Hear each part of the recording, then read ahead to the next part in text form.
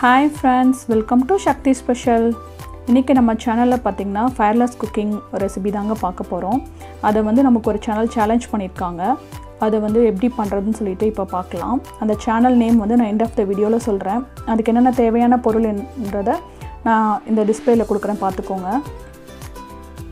பொட்டுக்கல்ல வந்து 1 கப் எடுத்துட்டேன். அத நல்லா நைஸா அரைச்சி சலிச்சு எடுத்துக்கிட்டேன்.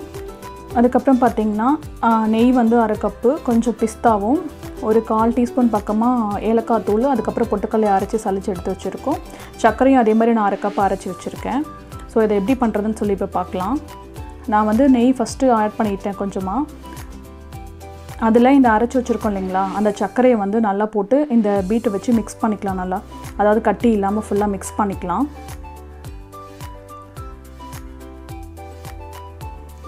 நான் மீதி இருக்க நெய்யும் இப்போ ஆட் பண்ணிட்டேன். அதையும் சேர்த்து நல்லா மிக்ஸ் பண்ணிக்கலாம்.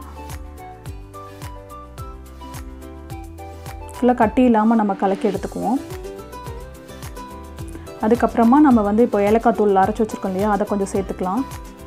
அதையும் நல்லா மிக்ஸ் பண்ணிக்கலாம் இந்த சர்க்கரையோடு சேர்த்து கலக்கிற மாதிரி. அதுக்கப்புறம் கொஞ்சம் கொஞ்சமாக பொட்டுக்கல் அரைச்சி வச்சுருக்கோம் இல்லைங்களா, அதை சேர்த்து நம்ம ஃபஸ்ட்டு பீட்டில் பண்ணுவோம். ஏன்னா கையில் பண்ணோம்னா எடுத்தது ஒட்டிக்கும் நெய்யெல்லாம். ஸோ இதுக்கு மாதிரி மிக்ஸ் பண்ணதுக்கப்புறமா நம்ம இந்த பீட்டரை எடுத்துகிட்டு நம்ம கையில் பிசைஞ்சிக்கலாம். இது இருக்க மாவையும் இப்போ சேர்த்துக்கலாம். இப்போ நம்ம பார்த்திங்கன்னா கையில் சப்பாத்தி மாவு பிசைகிற மாதிரி ஃபுல்லாக போட்டு கொஞ்சம் நெய் அப்ளை பண்ணிக்கோங்க, கையில் ஒட்டாமல் இருக்கும். அதை ஃபுல்லாக நம்ம பிசைஞ்சு எடுத்துக்கலாம்.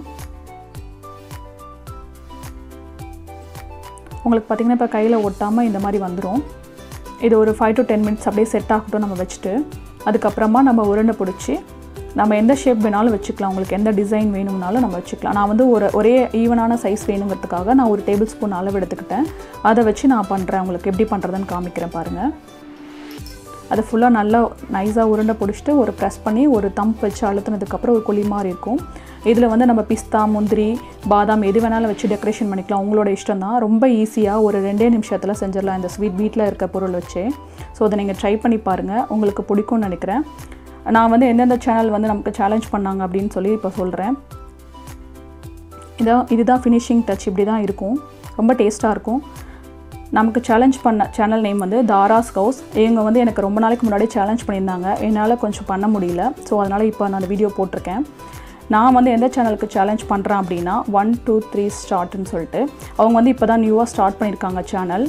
ஸோ அந்த சேனலை வந்து நீங்கள் போய் விசிட் பண்ணி பாருங்கள். அவங்களுக்கு என்கரேஜ் பண்ணுங்கள், சப்ஸ்கிரைப் பண்ணுங்கள். ஸோ 2 சேனலையும் நீங்கள் மறக்காமல் சப்ஸ்கிரைப் பண்ணிக்கோங்க.